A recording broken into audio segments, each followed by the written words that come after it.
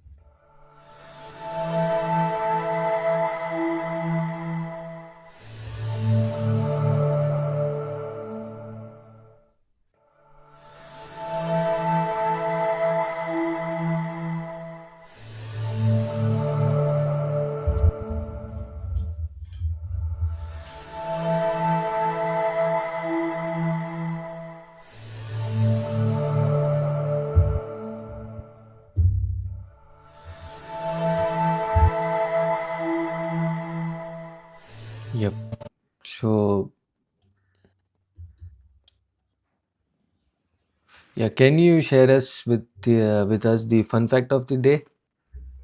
Yeah, so again, I think most of the fun facts are almost over, but I think if people don't know that the Diamond Sutra, I don't know if I've covered this, the Diamond Sutra is called as the Vajrachedika Pragya Paramita Sutra. And many people translate this as the, Vajrachedika means something that can break the diamond, that is the wisdom that it offers. But on the other side, there is basically the understanding that diamond being the hardest of the material.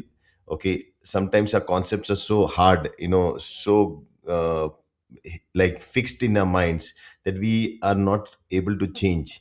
In the world that is so flexible, ever changing, we cannot live with rigid ideas and concepts. And like a diamond that is shaped by a diamond cutter. So Vajra Chedika means somebody who has the skills to even shape the diamond into a precious jewel, that can shine forth. And what is the beautiful thing about a diamond is the different facets. They actually help the diamond shine in different directions also, and it radiates or it refracts a light of the thing like the sun or whatever falls on it and gives seven colors to it. So when your mind becomes like your mind is like a vajra. It's But when you shape it and you carve it, and it can now see different things in different perspectives depending on the situation, and that makes it the most valuable thing. So your same mind, which was completely raw, because of the wisdom that you can cultivate with, because of the Vajra Chedika Pragya Paramita Sutra, it becomes the diamond that is shaped to become the precious jewel. So it is something that is going to condition you. It's going to shatter a lot of things, but this shattering is not to break you down, but to make the best version of you, more valuable version of you. Great. No, this you had never before I have shared, not but known this. no, no. But even now that you are sharing with us these titles which we are picking, maybe later on we can go. The fun fact can be about them because it's a very funny title also. Like if you want abundance, stop comparing. Like it Yeah. gives the answer, but for the ones who are listening for the first time, maybe you can introduce them the idea that what it is for just in a short manner, and then we can continue with the verses. So you see, the Diamond Sutra touches on different facets of our own mind's behavior, and one of the qualities of the mind is to compare, to measure, to differentiate. The reason it does it is because it wants to evolve. You see, in a world, let's say the jungle, where every species is competing with each other for their survival. That's the basic nature of the mind, to compete for survival. But in this process, it also starts becoming rigid. And once it becomes rigid, it starts holding on to comparisons, and that's where your growth gets hampered.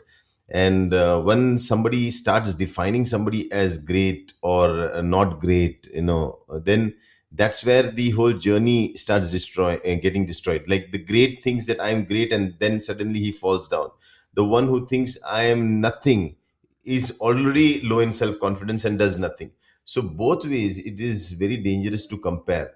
Your comparisons can be your biggest hindrance for your growth, for your abundance that you can invite. Yeah, what you're saying is true. These are the only two things that we toggle in between. Like once you think you feel you're great, and then again that you suddenly have a slope for you. But the ones who always think that they can't do anything, they don't even have the energy to go up the hill as well. Yeah. So let's continue with the reading of the verses of the day. So we have the chapter 10 of the Diamond Sutra, which is adornment of the Pure Land, and it goes as the Buddha said to Subhuti, "What do you think? When the Tathagata was under Dipankara Buddha, did he gain any dharma? Bhagwan, when the Tathagata was under Dipankara Buddha, in actuality he gained no dharma. Subhuti, what do you think? Does a Bodhisattva adorn the land of Buddha? No, he does not, Bhagwan. Why is this so? Adornment of Buddha land is not adornment. Just by name, it is called adornment. And Subhuti, the Bodhisattvas and Mahasattvas should give rise to pure heart in this way. Their heart should not attach to form, should not attach to sound, odor, taste, touch, or thoughts. By attachment to nothing, the pure consciousness arises." Yeah, I think this is pretty clear here, Hmm. and very very straightforward. That when you attach to something, that's where the comparison starts happening. Okay, when you start framing ideas and concepts, and then using those as measurements to judge the world around you, and you go into that judgmental mode, and then every judgment is basically an assumption, and you start believing and seeing that what my senses saw, what my eyes saw, is the truth, what my ears heard is the truth, what my nose smelled, that is the truth, what my tongue tasted, that is the truth, and what my skin felt, that is the truth. What all these five sense organs feeded me, and the thought that I had produced because of that, that is the only truth. When actually these five sense organs, they keep on receiving signals every now and then. And in a world which is ever changing, you cannot trust what these sense organs give you. And so is the thought, which are cultivated basically because of the five senses. And so at the end, when you stop judging things and measuring things and comparing things, you are free. Now here it's saying that, what is that? The adornment of Buddha land. Let's go to the first sentence. Okay, the Buddha said to Subhuti, what do you think? When a Tathagat, see, every time Buddha is asking him, what do you think? Because through his thought, he can see what he is sensing the world as, because every thought of Subhuti is produced by the way he has perceive the world. And if Buddha can understand that, then he's able to change his world.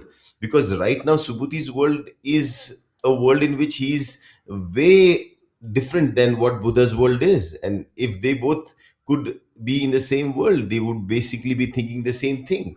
But here there is a difference in the thought process. So when the Tathagata was under Dipankara Buddha, is what the question is being asked by Buddha to Subhuti. Did he gain any dharma? Do you think he gained something when he was under Dipankara Buddha?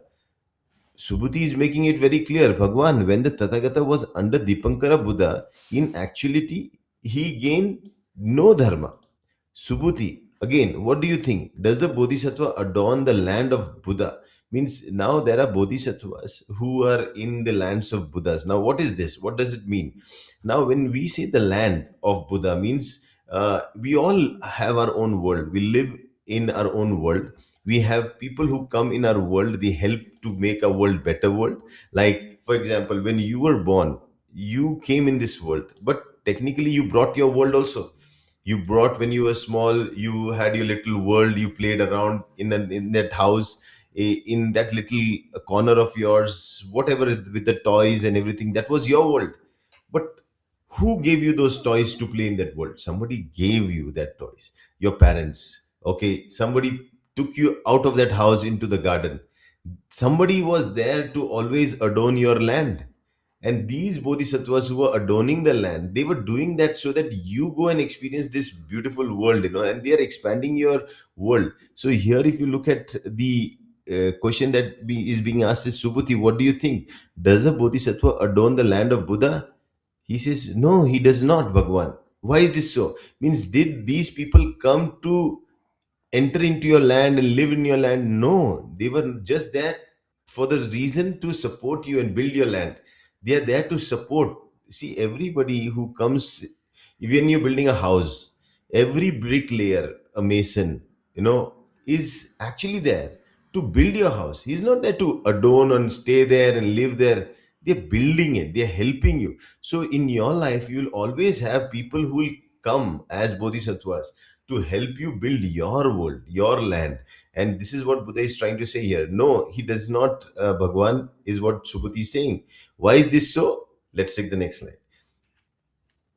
Adornment of Buddha land is not adornment. Just by name, it is called adornment. All these people who are coming and contributing, they are doing it just for the sake of doing it, because that's what it is meant for.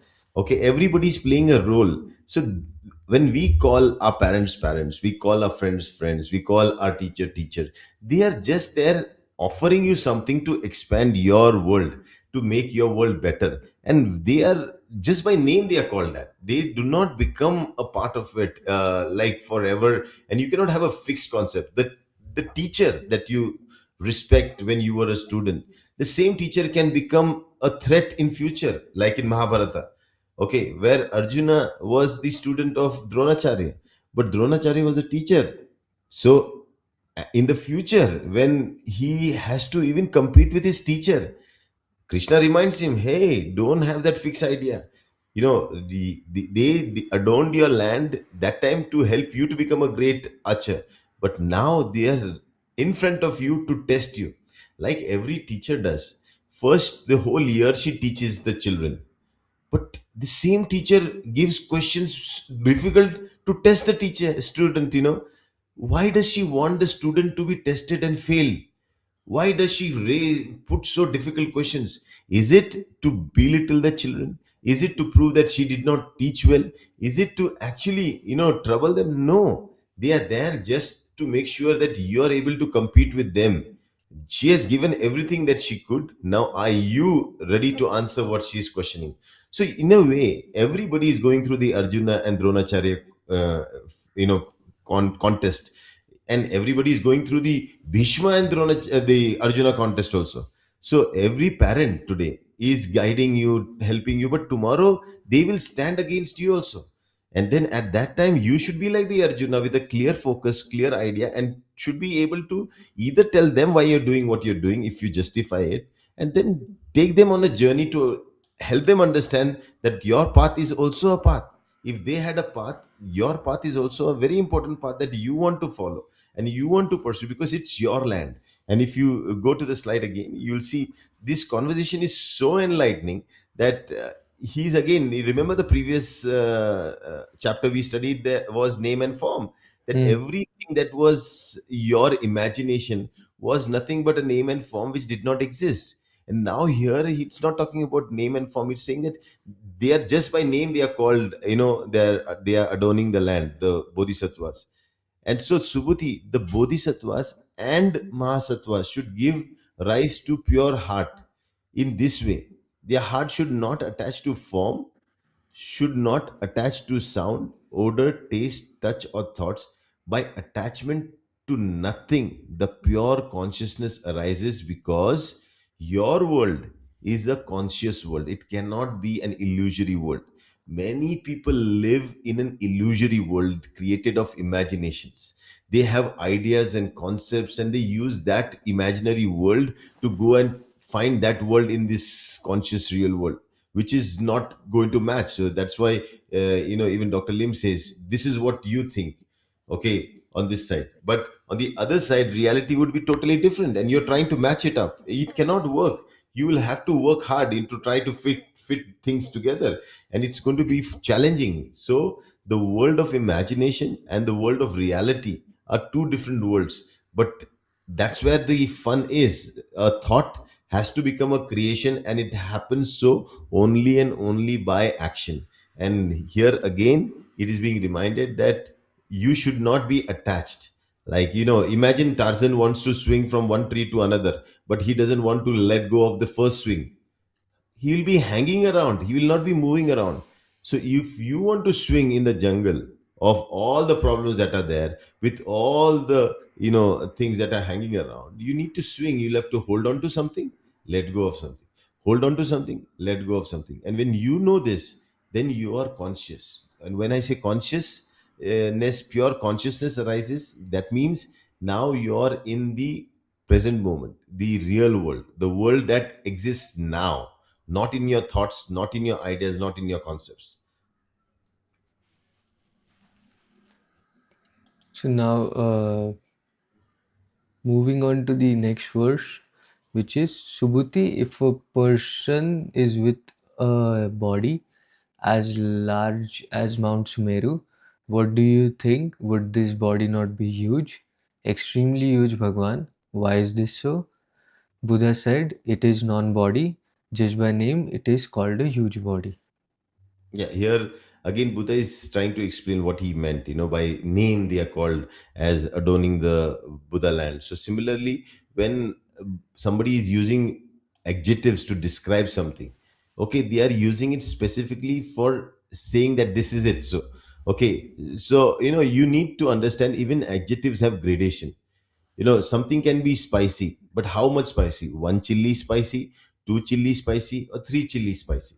Okay, you cannot say, oh, three chili spicy is the most spiciest. No, there can be four chili, five chili, six chili. It doesn't stop. So it all depends, right? So here, Buddha is saying a person with a body as great as Mount Sumeru, as huge as Mount Sumeru, would this body not be huge? He's saying extremely huge, because you're comparing the Mount Sumeru, which I already know is huge, and now you're saying that somebody has a body as huge as Mount Sumeru.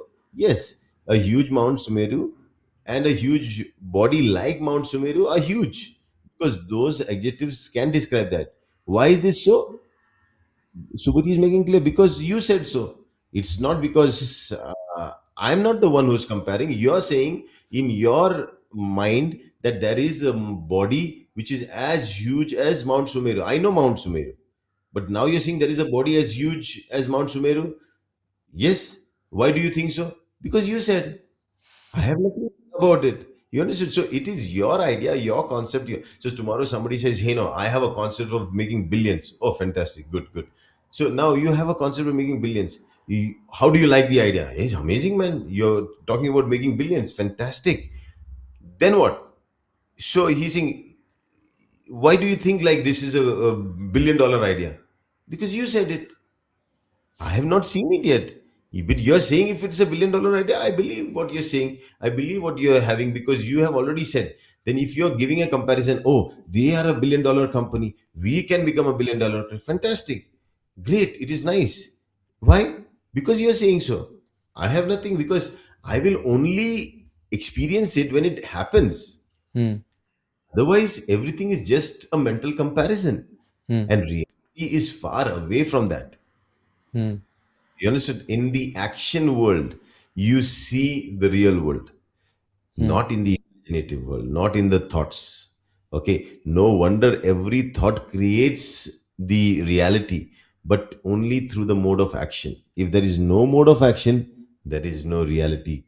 Every thought can just be a dream, can just be an illusion. Every Hmm. thought put to action becomes reality. Powerful this is. Yes. So now you understand why when you stop comparing, Mm-hmm. you stop comparing, because comparisons puts you only into the mental chatter. But when you stop comparing and you start acting, then you are attracting abundance and actions. Who said it's going to be perfect at the first step? Nothing is perfect in the first step. It is always going to change. A bud, maybe a bud becomes a flower, the flower becomes a fruit, the fruit then ripens from raw to matured fruit then breaks open to the form new seeds. Everything is ever changing. So how can your first step be perfect? You'll first crawl on your four legs, then you'll walk on your two legs, then you'll run on your two legs, then you'll jump. This is a process. Same is with your learning, same is with your doing. Everything will start somewhere in a raw form, and over a period it will get to the point where it is perfect. Amazing. I think that gives us a great conclusion. Like you, first of all, it is very easy to just be in the thought process, and because it is always in the eightfold path as well. But it needs to move on to the next step as well, which is the action mode. And Yeah. actions are not going to be perfect, not what you visualized it or anything like that. But there has to be something which your action will give you. And So like Arjuna, again go back to why Bhagavad Gita is so important. Arjuna is known as the greatest archer in the world. hmm, Hey, that's just a name somebody gave you. Show it whether you're great in the war, Krishna says. hmm, Show it. hmm, Now, the great warrior, you're now struggling to even hold your Gandiva. hmm, You're trembling, your feet are trembling, your throat is dry. It means you're so weak. Shame on you.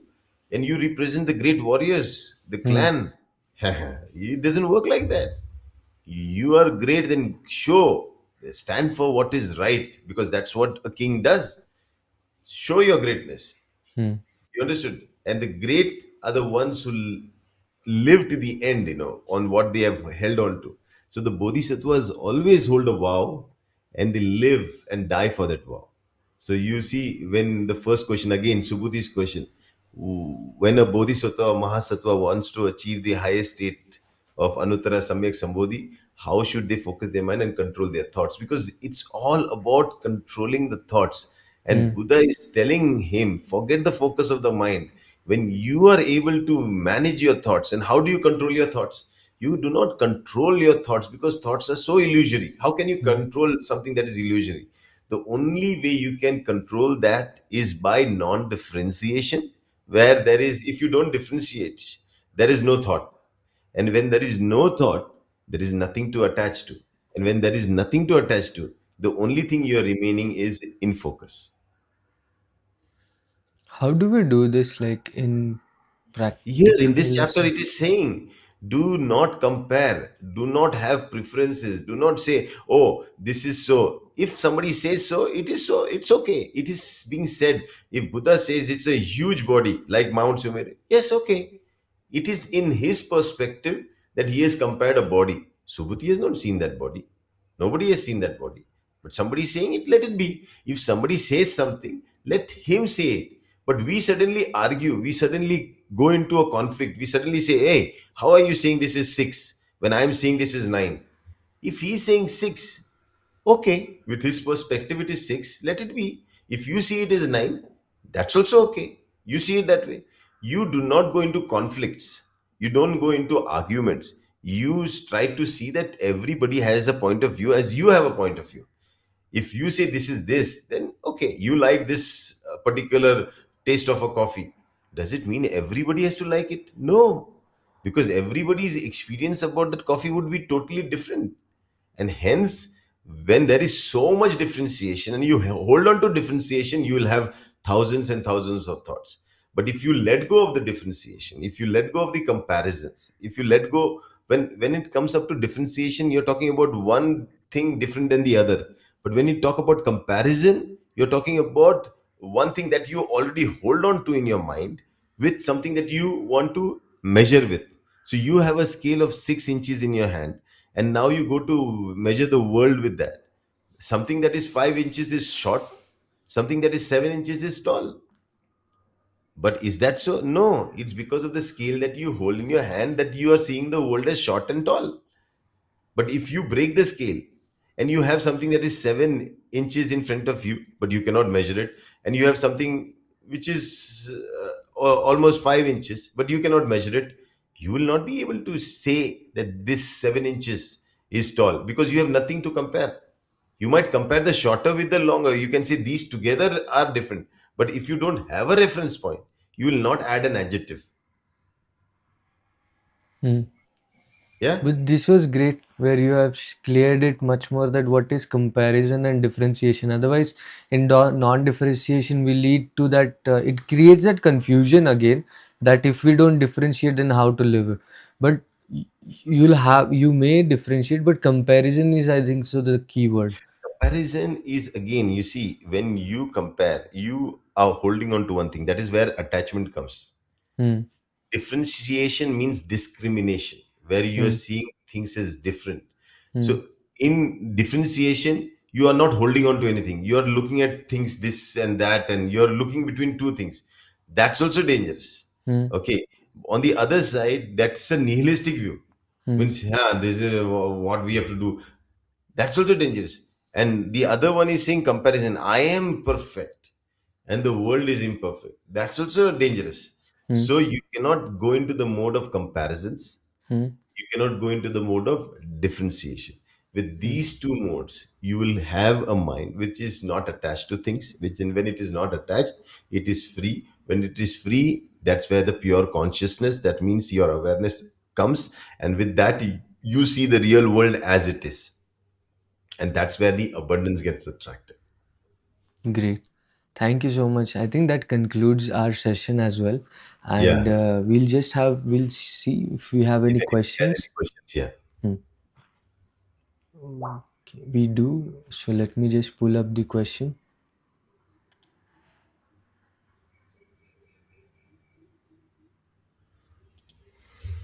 Oh, so sorry.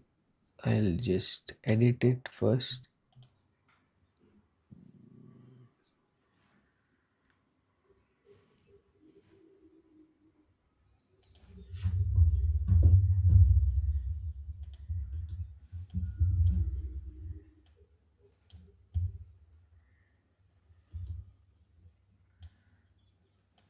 Yeah, we have a question here which says, what vows should be what vows should be taken by a lay person who started walking on Arya Ashtangik Marga by Rucha ma'am?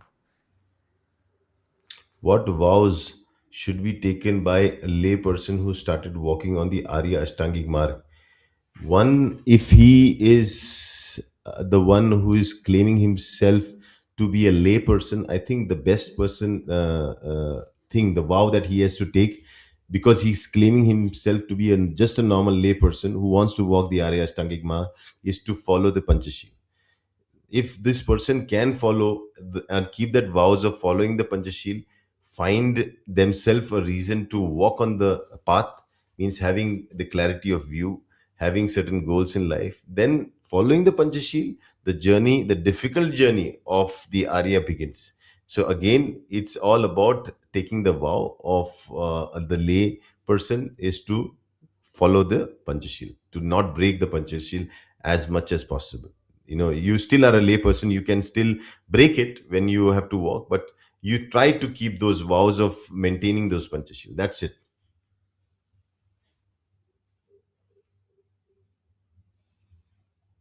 Any other questions, through? No, that was the only question. So that was it for today. Thank you so much for joining in, and this was a beautiful session again. We get many insights with this, but again, this will be there on the YouTube and all. So, guys, do watch it because sometimes it's not easy. Like a diamond, you have to again and again listen to these words, listen to the Do you sutras, get and bored? You see, I always wondered, do you get bored seeing a diamond? no, never, So that's how Diamond Sutra is. You'll never get bored reading it. never.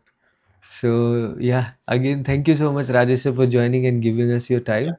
And we'll end the session here. And that was it, guys. Bye bye. Namaste. Bye. Namaste.